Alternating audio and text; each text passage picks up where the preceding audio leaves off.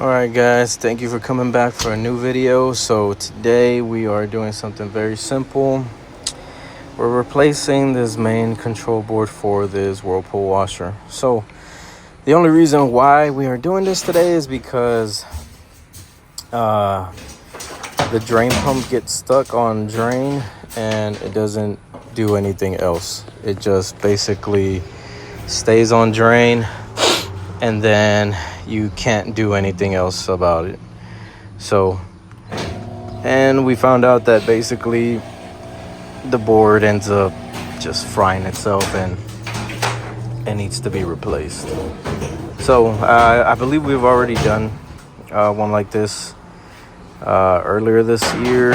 I'm not sure, might have been a slightly different version of this model, but nonetheless it was the same sort of deal.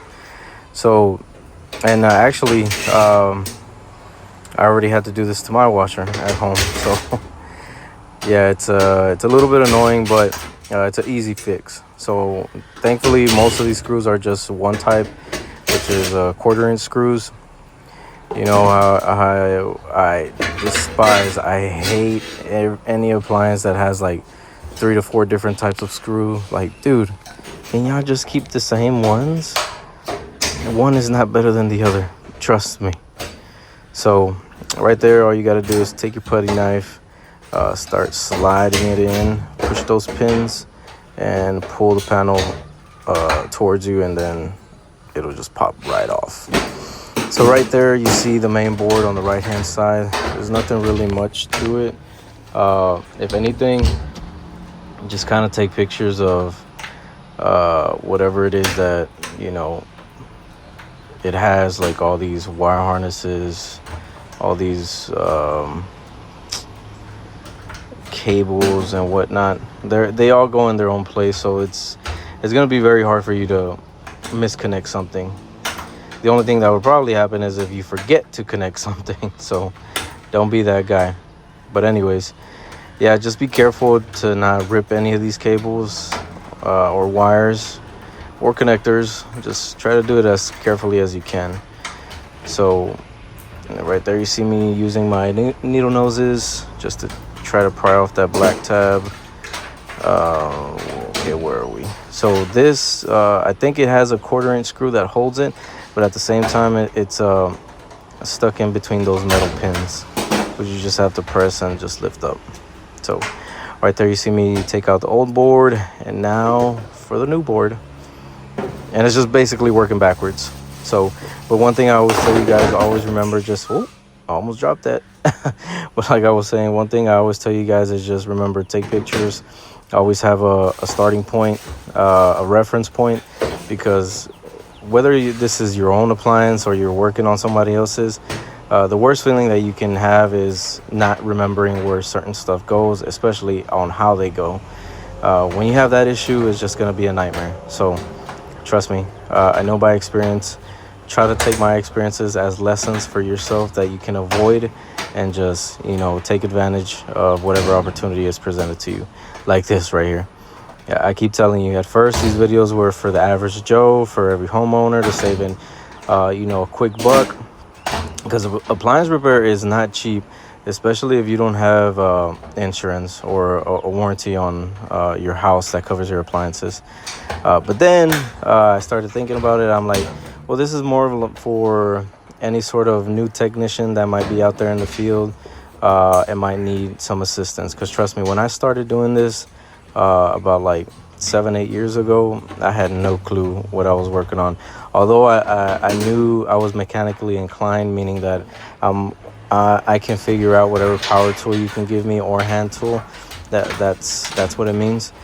But yeah, these videos are more for them, just so they don't feel as lost, because if they don't feel as lost, they can complete the job, they can get paid, they'll satisfy themselves if they're working on their own appliance, or they'll satisfy a customer and they'll get paid again, or maybe get tipped or whatnot. But yeah, these videos are just intended to teach. These videos are just intended to show you a way where you can do it yourself, aka DIY. But also, guys, I do want to emphasize something, that if you guys could help me out, just kind of push these videos out, you know, share them with your family, with your friends, co-workers, anybody really.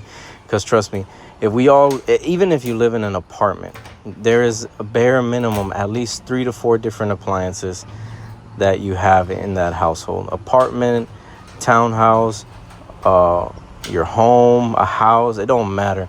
Automatically, you will have a fridge. More than likely, you will have a dishwasher. If not a dishwasher, a garbage disposal. Now, I don't work on garbage disposals a lot, but I have learned how to work on them, and they're fairly simple. A microwave. And what do we need? This is an absolute must. A washer and dryer. Now, if you do live in an apartment, obviously they have their own, but sometimes you can buy your own and put it in your own apartment. But a bare minimum, you always have at least 3 appliances that are yours, that you are interacting with every single day. That is just a given. And then that's another good reason on why anybody that wants to step into this field, hey man, trust me, you're gonna have work year round. It's not gonna be seasonal. You're gonna be busy all year. Trust me. You have all these appliances in your home. Trust me, at least once a year, some of these appliances are going to start failing. You're going to be like, hey, what's going on? I need help. So that's where you can come in. But anyways, we are almost done with this repair. We don't have much to go. We are just putting everything back together. Now, the way you can kind of test this is just really simple. Once you put everything back together, as you saw at the very beginning, once I connected it, that thing just came on right away, the drain pump. Now, if you connect it and it does not come on and it's completely silent, then you're good. But if you connect it and the thing is still on drain, then we got a problem. But right there, you see me trying to put it into manual diagnostics mode. Get to 2 lights flashing together, press start, and then we're just gonna fill it up a little bit with water, just so we can test out the drain pump. But if you didn't catch how I did that, how to put it into manual diagnostics mode, I think I have like 2 videos on how to do that, so you can go check those out. But yeah, right now I'm just filling it up, and we're gonna look for 3 lights that are next to each other, and that's for the drain pump. Press start. Let's go. There it is, baby. There it is. There it is. Okay, so now that we are done with that, we're just gonna wait a little bit, see how it does, if it's able to drain everything. But yeah, guys, this is a very easy installation, easy repair. So you see the length of this video, it's what, 8 minutes and 46 seconds. Yeah, that's about how long it took me. You know, if you want to round it up all the way to 10 minutes, that's fine. But that's really all it took me. It's very simple, very simple. And for the newbies, it'll probably take you maybe 20 minutes, 25, 30, really, if you want to take your time. But it's very easy, very easy. Now, if you want to exit that manual mode, just disconnect it, and you know, you're good to go. But anyways, guys, I just want to say thank you for coming back and watching these videos. But please go comment, like, share, subscribe. Pass on these videos to anybody that might need them. Please let me know what else y'all might need help with. But until we meet again, peace.